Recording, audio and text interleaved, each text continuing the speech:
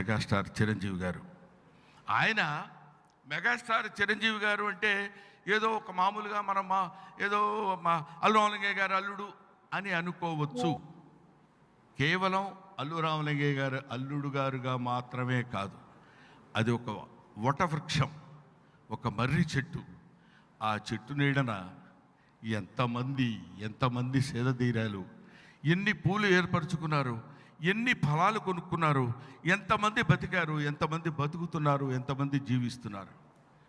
సచే అది కొంతమంది కూడా కాదు, అతి తక్కువ మంది మాత్రమే ఉంటుంది.